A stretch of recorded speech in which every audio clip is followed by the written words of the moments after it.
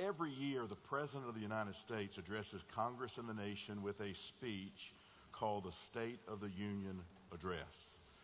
Now, regardless of political party or the actual reality of what life is like for American citizens, almost every year the President says this: the state of our union is strong. Do y'all watch the speech? Let me say that, yeah, I watch it every year my whole life. I love this speech. He always says, the state of the union is strong. Some years those words ring true when I hear them. Some years not so much. Nobody can predict what our current president is going to say this year, really, about anything, about predicting, but maybe he will say, and he might, the state of our union is strong. Or maybe he won't say it. But I want to ask you this. Do you feel strong? This first Sunday of 2018, is strength something you feel in you, or do you feel weak and a little bit afraid? I want you to be strong. As I've thought about the new year, I've thought about new adventure we get to be on, and I want all of us to be strong. And I believe our potential is strong, but a strong potential doesn't mean we're going to always get it right. We can mess it up. And we can live, and I have lived, a weakened, impotent life at times, not knowing that strength was a possibility. But I have still lived at times anchored to fear. That's what this first series of the new year is going to be about. Talking about fear. We're going to spend 3 weeks talking about fear, understanding fear, seeing how to overcome fear. Then we're going to move to some topics about courage and how you can be a more courageous individual in the new year, because we want everybody here to be strong. Really, really strong. Henry Nouwen is one of my favorite authors. He died in 1996. He was a Dutch Catholic professor, writer, and theologian. His interests were rooted primarily in pastoral ministry and spirituality, social justice, and in community. One of the most intriguing things about Nouwen was he was this great intellect, and he was this great professor. He taught at Notre Dame and at Yale and at Harvard, and he wrote these wonderful books. But then he walked away from all of that, and he worked with the mentally and physically handicapped at El Arca, which was a group home in Ontario, Canada. Really one of the great men who lived in the last century. He's amazing, Henry Nouwen. I wonder if these words written by Nouwen in 1989 ring true to you. Nouwen said this: we are fearful people. The more people I come to know, and the more I come to know people, the more I am overwhelmed by the negative power of fear. It often seems that fear has invaded every part of our being to such a degree that we no longer know what a life without fear would feel like. There always seems to be something to fear. Something within us or around us, something close or far away, something visible or invisible, something in ourselves, something in others, or something in God. There never seems to be a totally fear-free moment. When we think, talk, act, or react, fear always seems to be there. An omnipresent force that we just can't shake off. Often fear has penetrated us so deeply that it controls, whether we are aware of it or not, most of our choices and decisions. And Nouwen goes on to say, so much power is wielded by instilling fear in people and keeping them afraid. There are so many fearful children, fearful students, fearful patients, fearful employees, fearful parents, fearful ministers, and fearful believers. Nearly always a threatening figure stands behind them and holds them under control. A father or a teacher or a doctor or a boss, a bishop, a church, or God. Fear is one of the most effective weapons in the hands of those who seek to control us. As long as we are kept in fear, we can be made to act, speak, and even think as slaves. I sense that in our world today. I sense that in the friends that I have today. So many people in their sentences, when we're just conversing, it's filled with the thoughts of fear. It seems the world has a fear problem. Much of our country has a fear problem. I think most church in the United States has a fear problem. Many people I know and love have a serious fear problem. But here's something interesting. When I read the Bible, I realize we should never have a fear problem. Instead, we should have a problem with fear. We should be the ones who know how to walk right up to fear and walk through what makes other people afraid. That's one of the benefits that we have as a follower of Christ. Now, we're not going to solve the problem of fear in the world today. It may take a few weeks for us to get to that point before we actually have it all knocked out. But we are going to spend 3 Sundays talking about fear. This week's kind of an introduction. Next week we're going to talk about some tangible, practical ways that you can overcome fear in your life. But listen, I want you to take this seriously. I want you to think about the kind of children that you're raising. You don't want to raise children that are gripped always by fear. You want them free. This is a beautiful, big world we live in, and there are people who are accomplishing amazing things every single day, and then there are people who are huddled in a corner, scared to death that something bad is going to happen. We don't want you to be like that.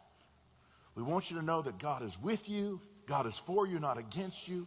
We want you to know that fear is something that you can understand, and it is something that you can walk through. Now, we started this conversation with the acknowledgement that there's a problem. Humanity as a whole and we as individuals are negatively impacted by fear, and many are even enslaved by it. After acknowledging the problem of fear, a good next step is to understand the nature of the problem. So let's talk just a minute about what is fear.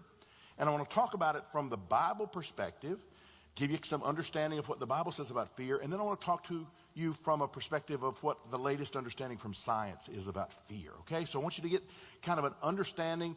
Hopefully this will be helpful to you because you'll get a little better understanding if you understand both sides. In the Bible, we see the word fear translated from several different Hebrew and Greek words, but there are essentially 2 big ideas that you see in the Bible. One type of fear in the Bible is related to our experience of God, and translators used the word fear, but the truth is they could have used a much better word than fear. When we see verses in the Bible that tell us to fear God, a better translation would be to honor or respect God. When you see in the Bible, fear God, that doesn't mean, and a lot of preachers think this is what it means. You need to shake in your boots. You need to be so afraid. Jonathan Edwards, one of the great preachers of the 18th century, 1700s, he said, you are held in God's hand like a moth before a flame. And his idea was, you need to be so afraid, you need to shake in your boots because God is so powerful, God is so holy, God really despises you so much because of sin in your life, and God will just as quickly just vanish you and throw you into hell. That's what Jonathan Edwards would imply. That's not what that means in the Bible. When it talks about fear the Lord, it's have a respect for or an appreciation for this divine force in the universe. The other way makes no sense. Think about it. If God wanted you to shake in your presence, thinking about how awful his destructive force is on you, why would the perfect reflection of God, Jesus, have come in the form of a baby?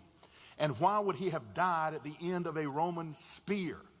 That's the most unfrightening thing in the world. That is saying, look at divine love. Though I could vanquish you in a moment. And the old song says he could have called 10,000 angels, but he doesn't do that because of his great love. So you don't quake in your boots thinking about God. You are in awe of God. You are blown away by the magnificence of God. You respect the divine. But you don't quake thinking about God in fear that he is going to snuff you out if you step on a crack and break your mother's back or whatever that was we used to say when we would play when we were kids. You don't worry about it like that. Now, the other type of fear in the Bible we see over and over again is the reminder, don't be afraid. Fear not. The King James, be not afraid. Perfect love cast out fear. God has not given you a spirit of fear. In most cases, the type of negative fear comes from 2 words. We get one from the Hebrew, yirah, which also could be translated as terror. And then the Greek word, which is phobos, and it's the word that we get phobia from, and it's translated terror or dread. So as followers of Jesus, it's a part of who we are. We are not to be given to terrorism, to being terrorized. We are not to be given to fear. That's not supposed to be a part of the game we play. That's not who we are. Franklin Delano Roosevelt's immortal speech that he gave in his first inaugural address, 1933. Some of you old timers may at least know kind of what was going on. The Depression was in full force. And you remember what FDR said? That's kind of everybody, when they know an FDR speech, they know this line. There's nothing to fear but fear itself. That's a great Christian thought. That is a great Christian thought.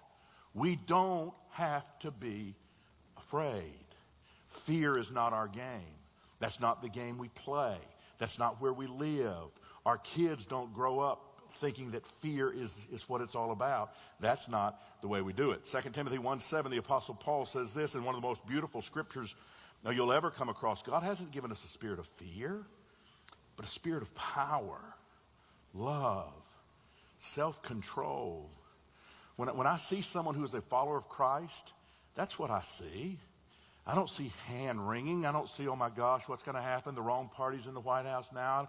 I don't see that. I see a spirit of a sound mind. I see a spirit of power. I see a spirit of love. And then in John's epistle, his first epistle, he says this: there's no fear in love. There's no fear in love. Complete love drives out fear. Fear has to do with punishment, and anyone who is afraid has not been completed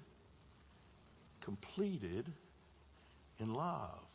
Perfect love drives out fear. So when we see people making life decisions based on fear, that should be a sign that triggers us. That should trigger in us something. Our faith needs to remind us that perfect love casts out fear. Perfect love removes fear from the situation. It begins to replace the space previously occupied by fear with love, power, and self-control.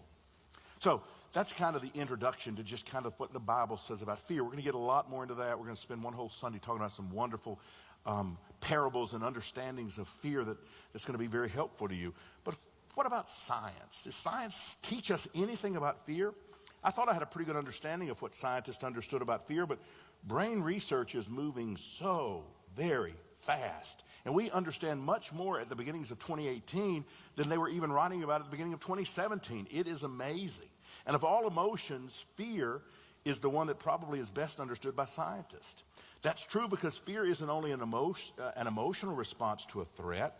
It's also a cognitive experience, cognitive, how we think, something we think about, and fear gives us a physiological response. So they're able to look at this and really get a good sense of what fear means. Humans and other animals learn to fear early in evolution to aid survival. Fear's a good thing. Fear's a good thing. If you were living in the jungle 10,000 years ago and a snake or a lion came up behind you, it was your ability to respond quickly or you would die. Fear works differently from all the other emotions, though. Let me give you this, maybe this will help. If I see a cake on a table, I see it with my eyes. I may smell it. My mouth waters as I look forward to tasting it. When I see it and I smell it, that information goes from my eyes and my nose to the thalamus, and from there to my brain sensory cortex, and that's where perception and thought, that's where that all takes place. And then it goes to my amygdala. Do y'all remember us talking about amygdala? That's that reptilian brain that just kind of helps us make those quick decisions. So it goes retina, thalamus, cortex, amygdala, and then there's a response. That's what happens with normal things. I see a cake, that's what I do. But if I see a rattlesnake, I see it with my eyes, I hear the rattler with my ears, I may smell it, they say it stinks. I've never been close enough to a rattlesnake to know if it stinks or not. But unlike with the cake, my fear response activates the amygdala, bypassing the cortex. No longer am I just thinking about it, thinking, oh, this is interesting. It goes straight to the amygdala and I take off and call Jane and say, honey, there's a rattlesnake. I don't know what we're supposed to do. There's a rattlesnake here. And her mom would snap the head off and that would be the end of it. But I'm gone. I am far, far, far away. Fear skips the rational part of our brains to shift us into immediate action. Have y'all heard fight or flight? Have y'all heard that? That's the job of the amygdala, fight or flight. So fear as an immediate response to an immediate threat is healthy. We are for that. You see a snake, you get out of the way. You hear shots, you get down, you try to get out. That life-protecting mechanism isn't the only way we experience fear, though. This is where the problem comes in. Every day on the news, we receive a steady stream of threatening information that creates fear. It creates fear of crime. It creates fear of terrorism. It creates fear of people who don't look like me or like you. It creates fear of technology. It creates fear of science. Politicians often amplify the idea of threats to keep us living in fear. Henry Nouwen, again a brilliant man, said it like this: the agenda of our world, the issues and items that fill newspapers and newscasts, is an agenda of fear and power. If you could ever learn to read the paper, understanding that's what they're selling, that's what's happening behind the scenes. How do we keep people afraid to have our power, to maintain power? Fear and power. It is amazing, yes, frightening to see how easily that agenda becomes ours. The things and people we think about, worry about, reflect upon, prepare ourselves for, and spend time and energy on are in a large part determined by a world which seduces us into accepting its fearful questions. You understand? When you see the news, that's not reality. That's what somebody wants you to think. That's happening at a high up place there. And they know that fear sells. They know that fear keeps you glued to the television. And all of this is an attempt for powerful people to maintain power. Do you understand? It's not the truth. That's what we want you to get in this series. Sometimes fear gets embedded in our thinking process. Having a couple of experiences of getting bad news on a phone call can even cause someone to develop a fear or a phobia where it's like a snake when they hear the phone ring. I had a season where I had some bad calls super early in the morning, 2, 3 in the morning.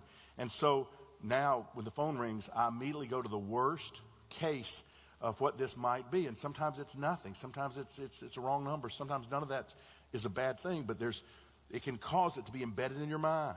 Now this is huge. When fear shifts from being a response to an immediate threat to an ongoing perception of a possible threat, we're finding that type of fear, which is called chronic fear, begins to kill us. Do you understand? You understand? When fear goes from being, this is a real threat, we've got to go, to just being the chronic thinking about, well, what could happen? What might happen? What might happen? What might happen? It will kill us.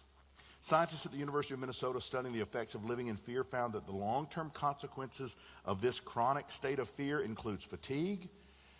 So there might be somebody here and you have been just so tired and you don't know why, and it could be traced back for many of you perhaps to just being chronically afraid all the time. Fatigue, chronic depression, accelerated aging, and even premature death. To someone in chronic fear, the world looks scary and their memories confirm it. They just have this loop going all the time. Scary world, I remember something scary that happened to me. Scary world, I remember something happened. And they just live in this loop. This was not the way you were created to live. This is not the way God wants you to live the optimal, beautiful, wonderful life that He has called all of us to live. Fear can interrupt processes in our brains that allows us to regulate emotions, read nonverbal cues and other information presented to us. You've met people that just seem to be clueless. Sometimes it's because that loop is taking place in their mind, that fear loop, and they don't pick up anything else because that fear loop is what is running full speed.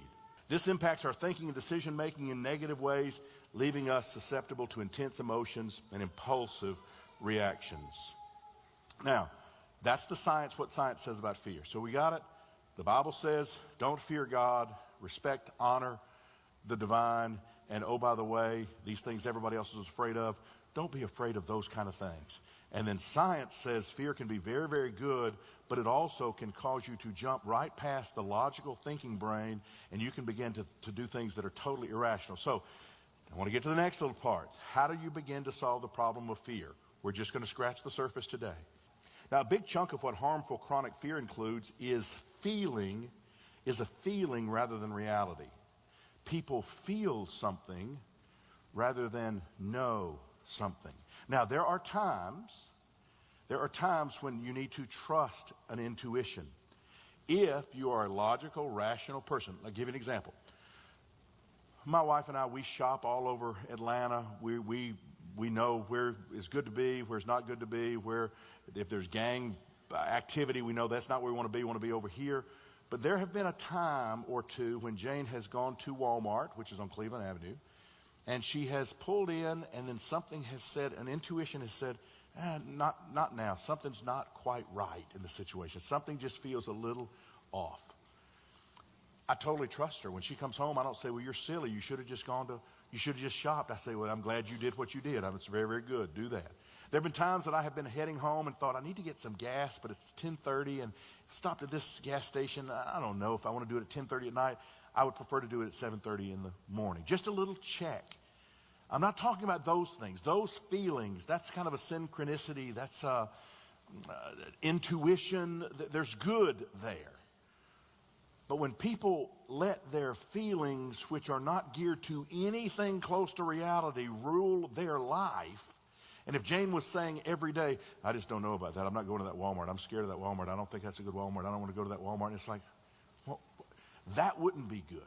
When we experience ongoing life-limiting fear, one of the best things we can do for ourselves to overcome it is to allow ourselves to rationally evaluate the threat. Rationally. And see, let me tell y'all something else. I love church people. I've been around church people my whole life. I love them.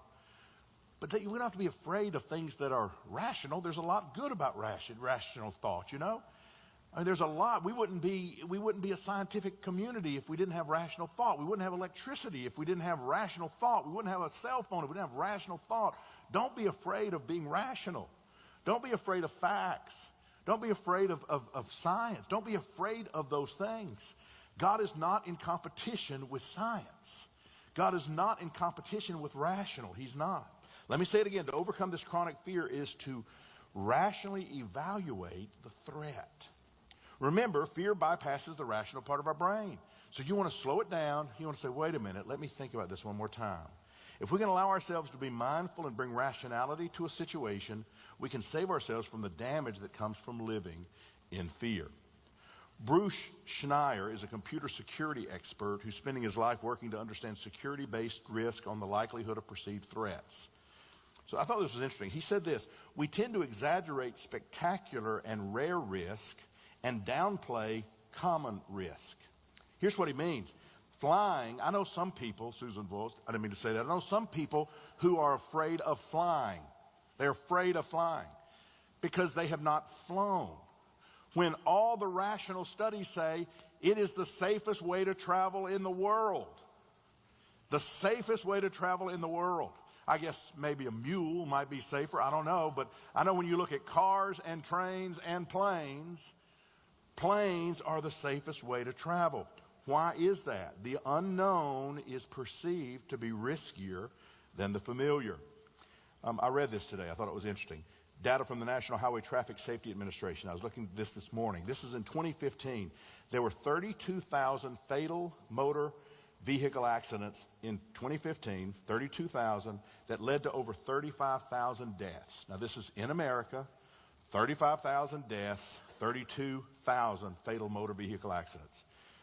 That comes to a little over one fatality per 100 million vehicle miles, and that's nearly 11 people for every 100,000 residents.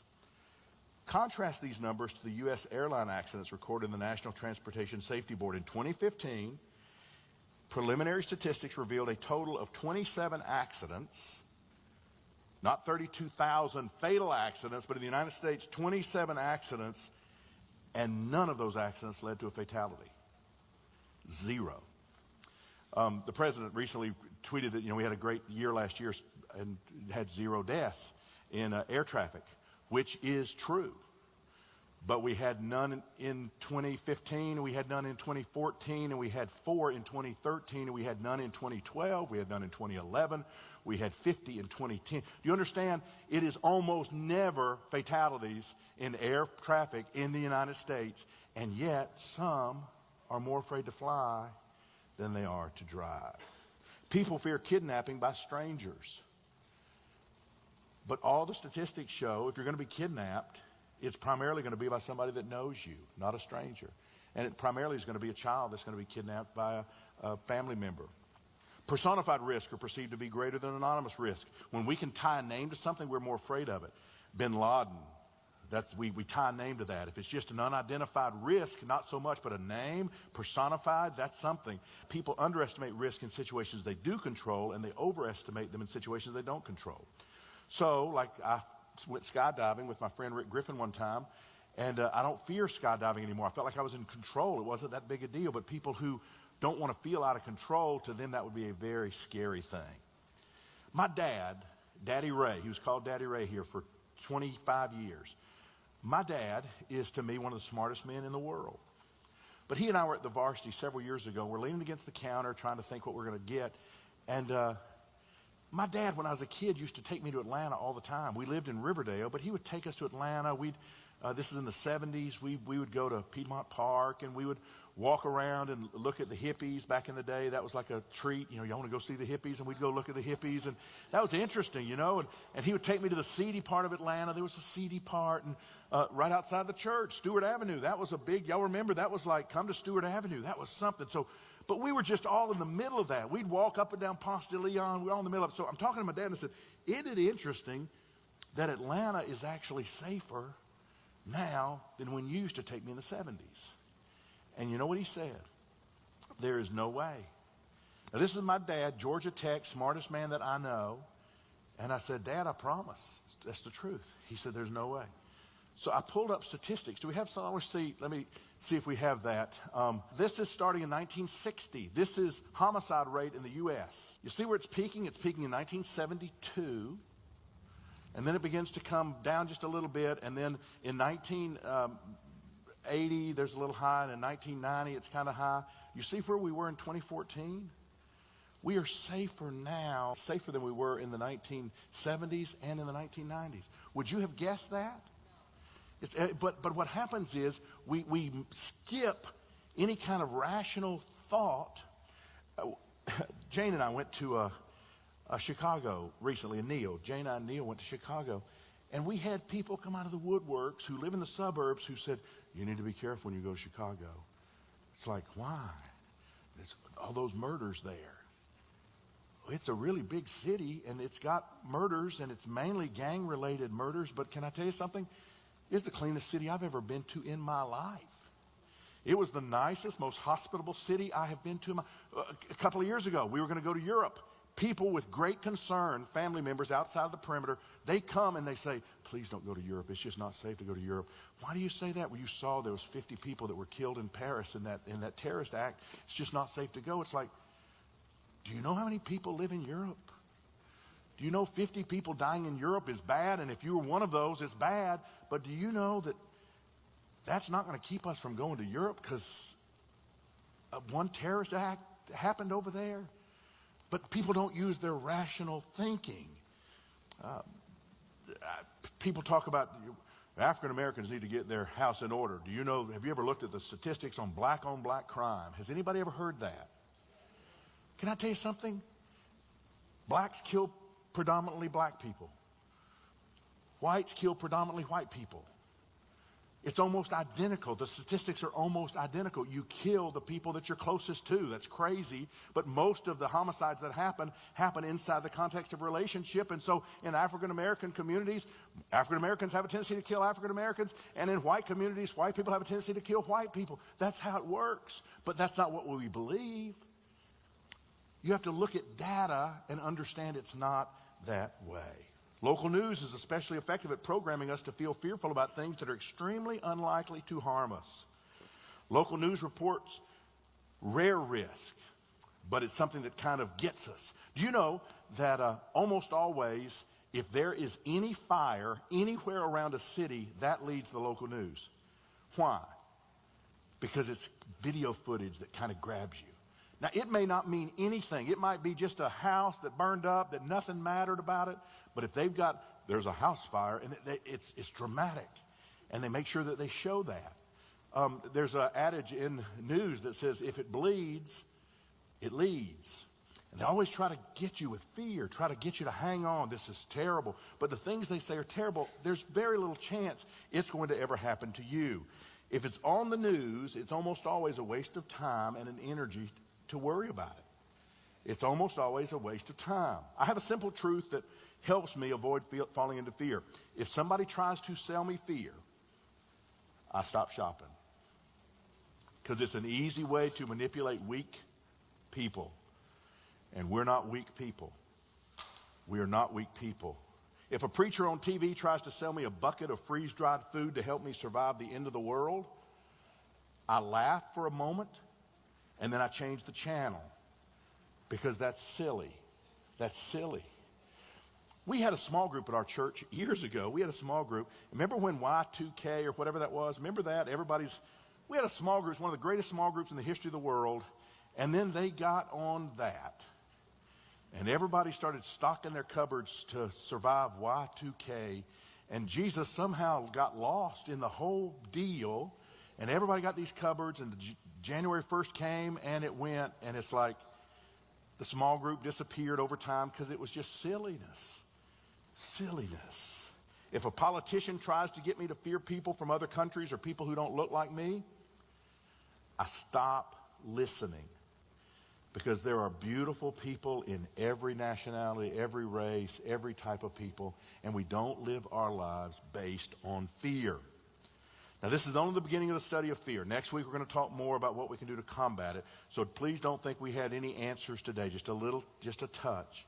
But I want to close with one scripture that the Apostle Paul said, and this is a modern translation, the Message I want to read it from.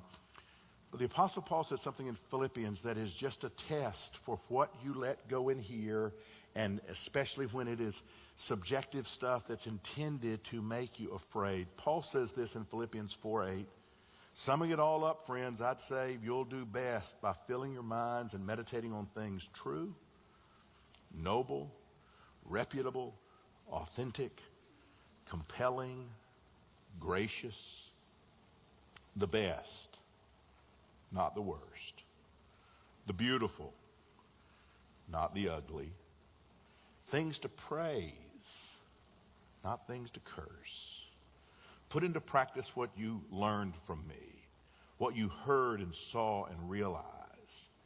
Do that, and God, who makes everything work together, will work you into his most excellent harmonies. That's what I want to do. That's what I want my grandkids to do. I want them to not be afraid.